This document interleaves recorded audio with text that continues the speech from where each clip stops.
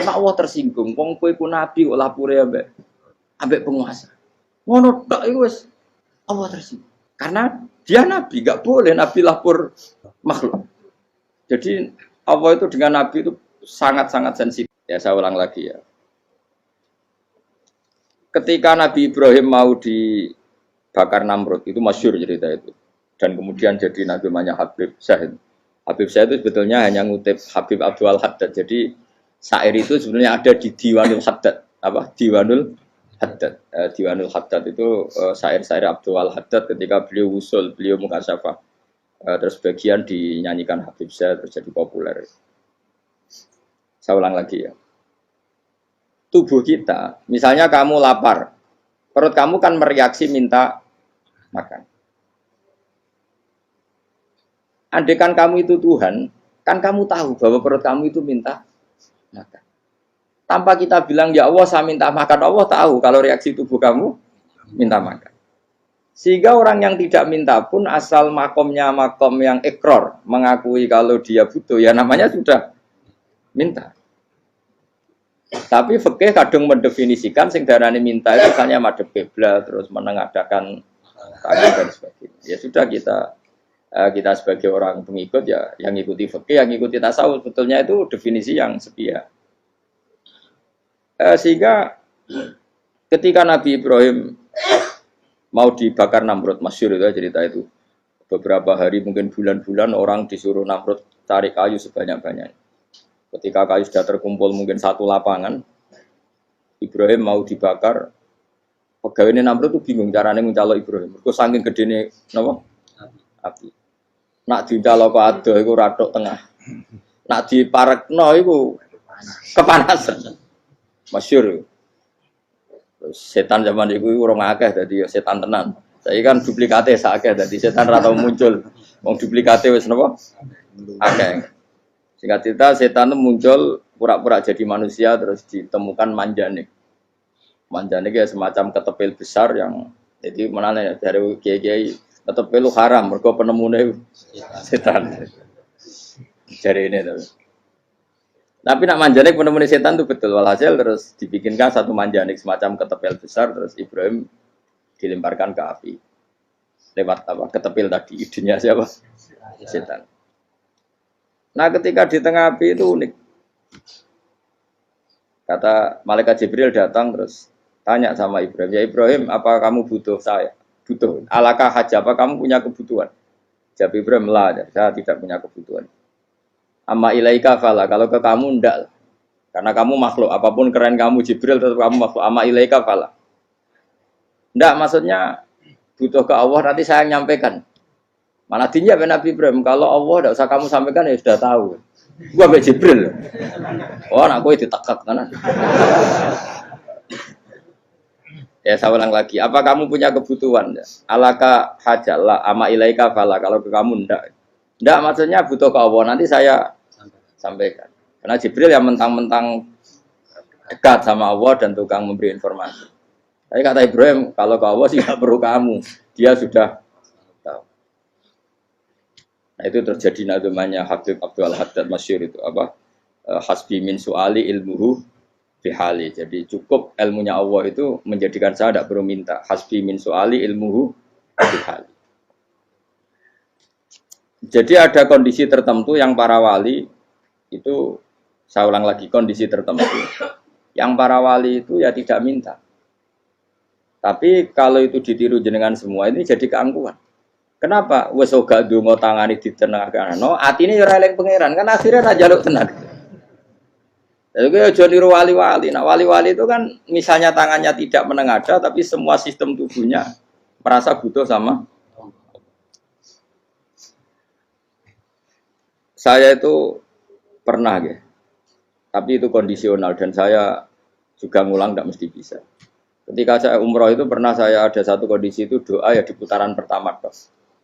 Di putaran pertama saya berdoa ya agak banyak di multazam. Putaran kedua mau berdoa sudah tidak berani lagi. Sampai ke-7. Hari kedua ya tidak berani, hari ketiga tidak berani. Nah seperti itu tidak bisa dibuat-buat meskipun saya juga agak ingin. Tapi ya pas itu ya agak bisa.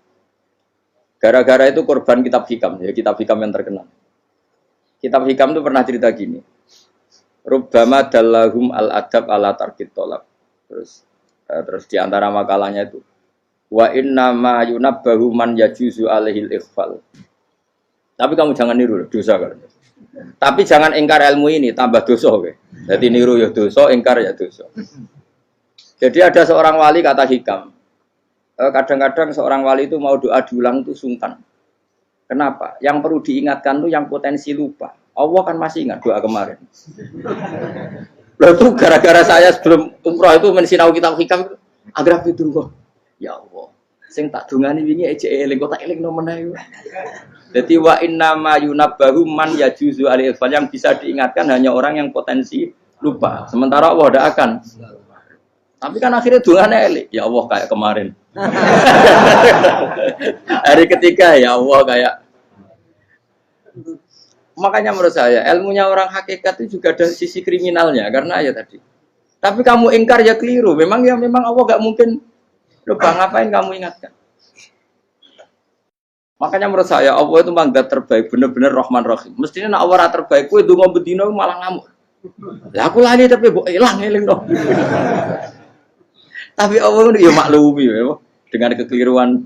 Kita ini kan selalu keliru. Dungo terus ya keliru sebetulnya. Karena seakan-akan kan mengingatkan seseorang yang mungkin lupa. Wong Allah tidak pernah lupa kok, kamu ingetin terus.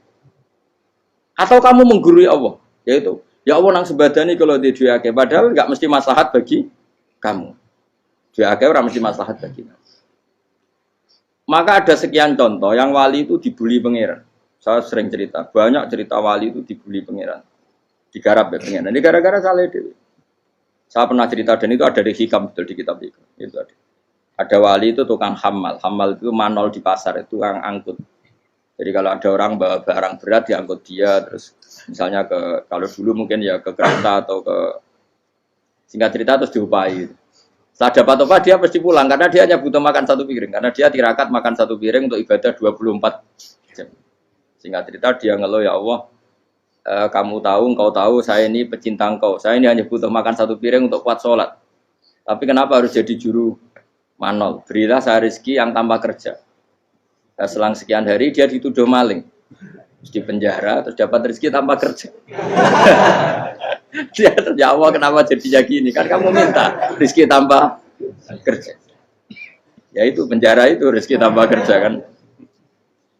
Jadi Allah memperlakukan para walinya itu memang unik.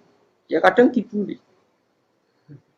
Sehingga dalam cerita-cerita kenabian, kata Qadiyat itu, nggak ada orang yang sering dibully Allah kayak nabinya. Karena nabi itu orang yang dicintai Allah. Jika salah sedikit saja itu, cara pangeran, cara kampus itu digarap, pokoknya dipelonco, pokoknya salah sedikit. Misalnya begini, Nabi Yakub itu kan nabi. Dia mungkin nyon jauh nggak tersadar nyembelih anak sapi itu di depan indukannya. Ya beliau mungkin spontan saja, Pak. Kalau kamu yang melakukan pasti tidak ada hukumannya karena Allah tidak pati peduli sama kamu, sudah lah. Artinya nggak peduli, salah pantas saya nggak jelas ya gitu. Tapi ini Nabi.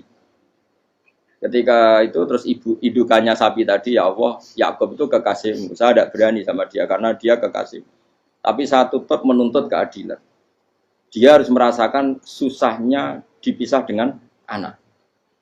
Meskipun dia tidak nuntut rasanya roh anak sebelah, itu tidak ada se-ekstrim itu. Sapinya itu hanya nuntut, ya Allah, dia harus merasakan sakitnya terpisah dengan anak. Akhirnya Allah menciptakan Yakub mengalami terpisah dengan Nabi siapa? Itu kalau kata Qadiyat, itu kalau yang melakukan tidak Nabi, pasti gak dibully Allah, dibiarin. Karena Nabi ini yang melakukan. Nah. Terus ini Nabi Yusuf lagi, mana rasa daftar wali berat. Nabi Yusuf itu di penjara itu karena terdolimi apa karena memang dia salah? Terdolimi. Dan Nabi Yusuf itu Nabi. Nabi Yusuf itu Nabi betul memang benar-benar. Meskipun ganteng dia Nabi. Syaratnya Nabi ganteng, kira-kira mlebu. Nabi itu harus ganteng, nggak boleh. Nabi elek ora oleh. Karena Allah izin di kekasih kok kriting elek. Allah ya di selera. Kabeh Nabi mesti yang paling ganteng di kaumnya, yang paling nasab. Nggak boleh Nabi kok pesek, kriting, enggak boleh. Tapi kalau sudah jadi orang soleh oleh kan. Tapi kalau Nabi enggak boleh. Nabi Yusuf bukan, masyhur kan cerita Nabi Yusuf dengan siapa? Sulaiman. Dan belum ada orang dalam keadaan darurat masih cerdas kayak perempuan. Jadi singkat cerita, ketika Yusuf diajak Zulaikha selingkuh gak mau kan keluar dari kamar. Dalalah kebetulan wa alfaya sayyidah rajal. Itu si Zulaikha tadi spontan langsung bilang, wahai suamiku, apa hukuman orang yang ingin menodai keluargamu? Itu wong wedok. Padahal dia agak terencana, dia pun nggak bayangkan kepergok suaminya. Itu dalam keadaan kepergok itu masih cerdas. Suamiku, apa hukuman orang yang mau menyelingkuhi keluarga Anda? Singkat cerita suaminya murka, terus Yusuf di penjara, terdolimi. Ketika di penjara, kemudian Yusuf punya keahlian mentakwil apa? Mimpi. Kan tadi suaminya Zulaikha itu tidak sampai raja ya, kira-kira PM atau menteri. Raja itu punya mimpi yang bisa nakwil itu hanya Yusuf. Singkat cerita, terus utusan raja datang ke Yusuf dan takwilan Yusuf terbukti benar. Tapi Yusuf ini seorang nabi, seorang lagi Yusuf seorang nabi dia, tapi ya manusia. Bilang gini ke utusannya, coba bilangkan ke raja kamu di penjara ini ada orang yang di penjara secara terzalimi, yaitu saya. Tolong laporkan ke majikan. Itu Allah tersinggungnya itu bukan main. Nabi kok lapor makhluk. Itu tersinggung. Nah, gue kan gak piye-piye. Kowe ngajono proposal ya ora piye-piye. Wis pokoke apa kowe wis ra piye-piye. Wong sampean swargane ya ora langsung wae ngono. Pokoke kira-kira kan sudah enggak perlu ditegur. Makanya fa'an sahu syaitanu dzikra rabbi fala bisa fisijni bid'asi. Maka Allah mentakdirkan utusan raja tadi itu lupa melaporkan peristiwa Yusuf ke raja tadi. Sehingga raja gak pernah dengar kalau ada orang di penjara karena Allah tersinggung. Wong kowe ku nabi kok lapore ambek penguasa. Ngono tok iku wis Allah tersinggung. Karena dia nabi, gak boleh nabi lapor makhluk. Jadi Allah itu dengan nabi itu sangat-sangat sensitif. Sangat-sangat sensitif. Ya begitu. Terus cerita yang terkenal, meskipun ini nggak ada di Quran, Nabi Musa. Nabi Musa itu pernah sakit gigi. Karena dia mentang-mentang kalimullah, orang yang sering komunikasi dengan Allah, minta ya Allah, tolong tunjukkan obat gigi saya itu apa. Singkat ini sama Allah dikasih tahu. Kamu ngunyah suket ini, gitu. rumput ini kamu kunyah, nanti pasti sembuh. Karena resepnya dari Allah ya pasti mujarab, kan nggak ke dokter. Singkat cerita dikunyah terus sembuh. Suatu saat dia sakit gigi lagi, nggak konsultasi lagi karena masih punya resep tadi kopian apa resep. Dia datang nyari suket yang sama dikunyah tambah sakit. Tanya sama Allah, ya Allah ini kan resepnya yang sama, kenapa tambah sakit? Kata Allah, kamu itu kekasihku. Orang nak sing ngomong batiku aku rasuka sembrono. Semenjak itu Nabi Musa pernah taruh resep lagi sudah. Andikan tuh kamu, pasti Allah juga gak tersinggung.